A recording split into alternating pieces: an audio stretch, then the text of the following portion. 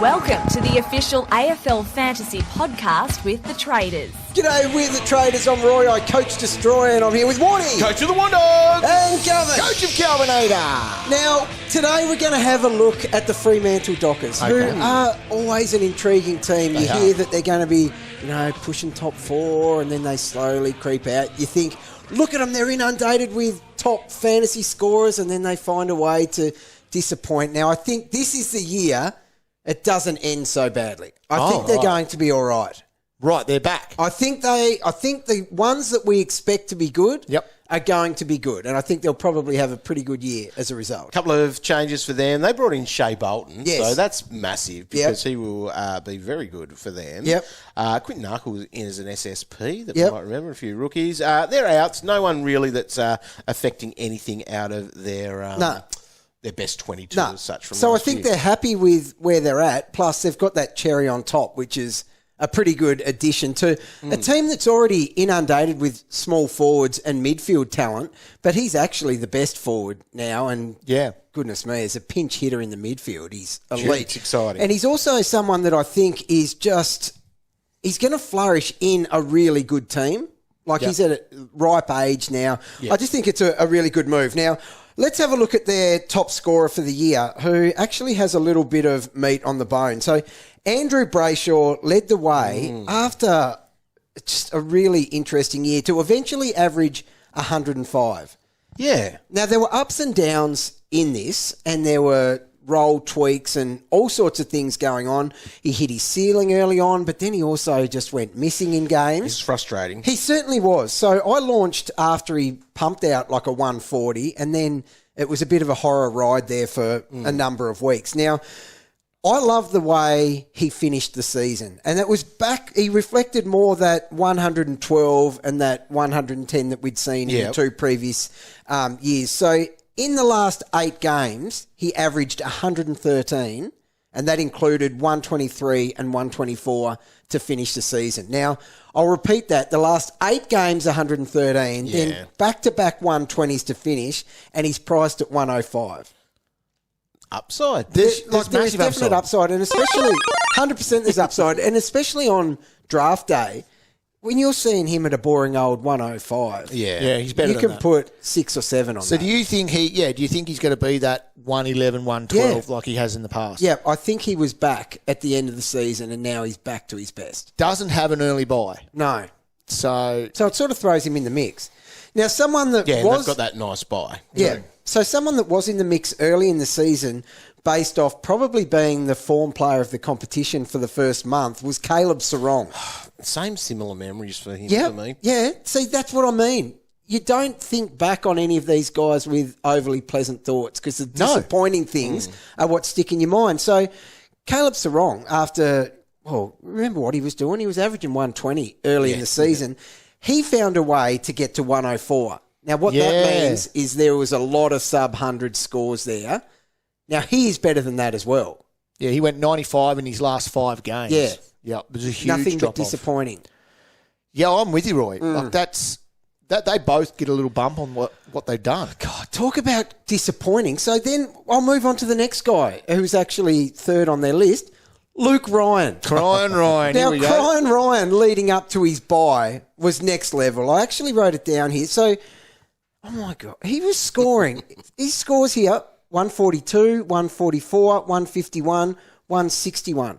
They were his top-end scores. He was a must-have during that patch. He was. He was a must-have leading up to his bye.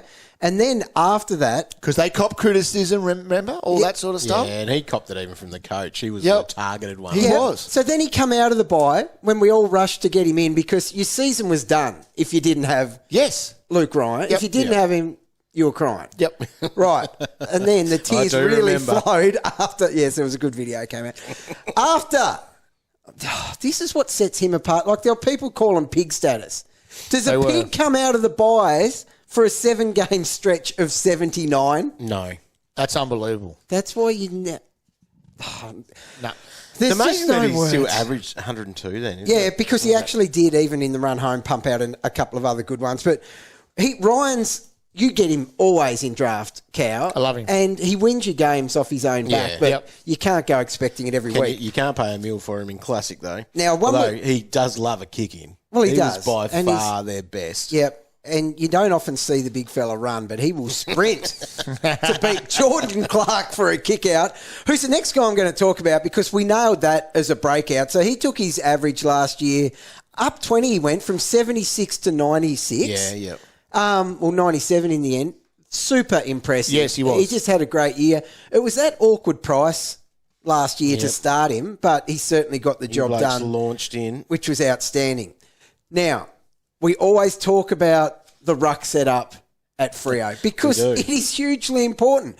Is Big Darce fit? Because if he's fit, he's battling a bit this great pre-season. pick. Well, he is, but when isn't he? So he can be battling, but still be semi-relevant. Well, look how cheap he is. Well, that's the thing because what he can do, we've seen him average 95 in the past.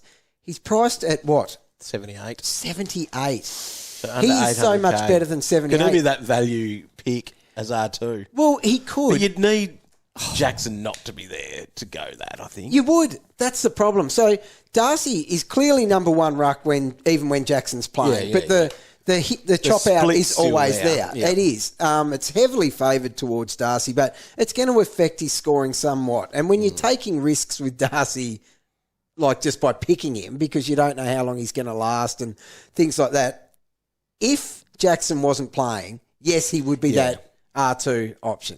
Now, on the flip side... Here we go. This is what I want to hear. If Darcy wasn't playing...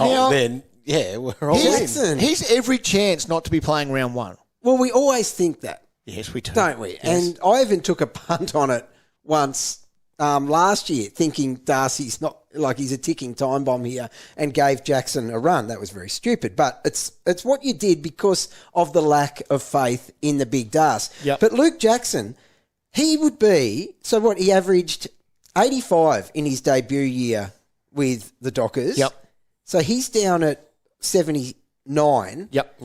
If he was just sole over run, 800k there. Yeah. he's like a 95 guy if he's rolling around as number one. Well, I've done the maths the already. handy- Oh, have you? I've done Thank the you. maths. And what is it? 60% CBAs or more. He's gone at 92 last year. Yeah. From his 11 So that's games. even last year. So Last year. on that average. Yep. And so before And that, that's it would have been 15 even points more on that. Even better. impressive. So you're right. He's a 95 guy if he's there as the main guy. Now, it says Darcy's going to be ready. Challenge. If everything goes to plan. If everything goes to My plan, I'll goodness. win a hat. There's a lot of ifs in that. All right. Now, Dog, there's a rookie that I really like. Right. I need to hit that then. Who is it? Okay, so it is... Let me just find the numbers on him because it's Murphy. I know it's Murphy. Ollie Murphy. No. No? Murphy Reid. Murphy Reid. Right. Oh, yeah, there he is. Yep, 292k midfielder. Look, so this guy, he's not gifted with super speed, right? But his smarts around the ball and things like that. They would have been very excited, let me say, to have him available to pick up at that pick 17. Now, what he can also do is hit the scoreboard. Yep. So I hear you though. You're saying you've already said they're inundated with small forwards and talent through the midfield. But I still think he's going to force his way in through the forward. Okay. Through a small forward role, getting a little taste of the midfield. And I think he's a genuine option for us, despite just being mid-eligible for the bench. Yep. I think he can get it done. Do you think he can squeeze into it? That midfield's hard to crack. Well, it is, but they've picked him for a reason. So he had a 39 disposal game in the Coates Talent League. So do you think that is something to turn your nose up at? No, I'm not turning my nose. I certainly don't. And he went on to average 88 in that and 93 in the under-18 champs. So he's a guy that can get his hands on it. He's super creative, very talented. I just think he'll get games. Okay. You love doing your best 22, Roy. Oh, Yes. That midfield, Yes. Brayshaw, Serong, 1 and 2. Yep. Who's the next Banana. group? Like, is it Hayden Young stays in there? He's Yes. mid only this year, obviously, Yeah. as well. So he stays in there. It's pretty tight apart from... Oh, and then they make room for the... getting that speed through there and that. So it's Serong, Brayshaw, Young, But then Young gets pushed to half forward and stuff, and that's when these other exciting guys are going to get their hits. Like Bolton will go through there. I reckon Reid will get to have a run through there. And so is it like game that. over for Fifey? Well, he'll probably start Because he still had year in the 60%. vest. Yeah. 60%. Yeah. So, like him and O'Meara, they are still going to linger. Oh, they're there. And O'Meara's hang- still there. Yeah, I know. But who are they? And then those kids, who are like they going to want in there, though? Erasmus. Yeah. O'Driscoll, Cooper Yeah. Do they Simpson. get games? See, I don't know. Well, they sort of make up my emergencies, to be honest. Hang on. Schmookie would have got something going on So there. you ask me, and I'll see if I've put him in my best 22. So Schmookie's got Erasmus. Schmookie's also got Michael Walters As a what? as an emergency. Oh, okay. Yeah, I had him on the Yeah. end of the interchange bench. Yep. So Johnson's on the pine. Yeah. So he's there. O'Driscoll Didn't get win. a game for me round one. Yep. No, he did. He was on the pine, sorry. Interesting. It is. So, like, they've got so many players that are going to be, well and truly draftable. Yep. Like, and you could argue that if they come out and have a monster year, which they've got the list to do, to be honest, that their numbers could increase across the board. Yeah. We know Brayshaw can do better. We know Serong can do better than he has. Darcy and Jackson can both do better. And then, obviously, there's those young up-and-comers that you talked about, Dog. If they just get more time and more opportunity. Because Freo should just be better. Like They they've should. underachieved again. Big time. With that. Big time. Were they gunning? They were looking top four, weren't they, last they were. year? Yep. And then they Bombers did too. what they do. They just dropped away. But I think this is a year that they are really respectable for the long term. So Hayden Young had what we were hoping would be his breakout season. Yes. He went from 89 to Yeah. 93. I It thought it was looking better than that. Well, it was. It was early, and then he lost the plot completely, which included that game like 30. Yeah, that's I'm looking at now 37. So after his bye in the last 9 games, he went at 80. Yeah, it was rank. Yep. So, but they were throwing him around a little bit at that time, wasn't he? Yeah. He did some rolls. Like Yeah. He did some tagging as such. Yeah, and then they liked him in the forward line. That's right. So draft day, I'm letting that go. Forward I'm not line did touching not that. like him. We're not touching him. In No. draft. Well, and mid only. It's a Yeah. tricky one to be going for. If you're a DPP chaser, I reckon with their list how it is, I reckon He might need to. He might end up with some DPP. Yeah, What, forward or To back? well, probably forward to be honest. Yeah. Jeez. Wow. Okay.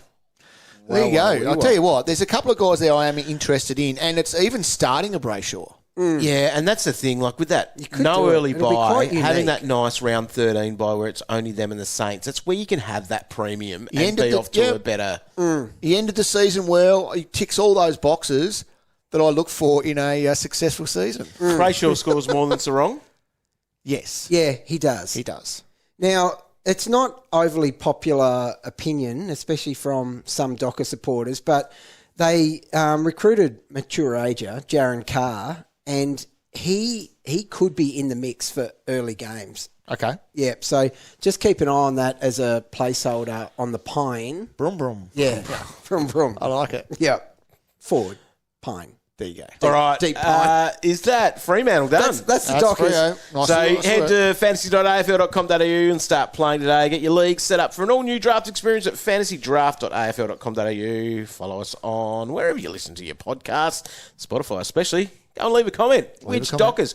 Even tell us who scores more next year, Brayshaw or Serong? Yeah, and probably I talked him up without actually talking him up from a fantasy perspective, but I do think Bolton is actually 10-point unders as well. Yeah, because he's coming from Richmond. Yeah, exactly. And he is that cherry on top guy. And I think being surrounded by these good guys again after what he was surrounded by last year, I think he's 10 to, dare I say it, 15-point. Oh, jeez. Yeah, I think he could have a He's going to have year. less opportunity to get in the guts, though, isn't he? Probably, but it'll be fed to him a lot better up forward. I just think he might have a really good year. In draft, I'd be launching into him earlier than what his average of 74 would suggest. Freo. Freo. Hevo. I love it. Ho.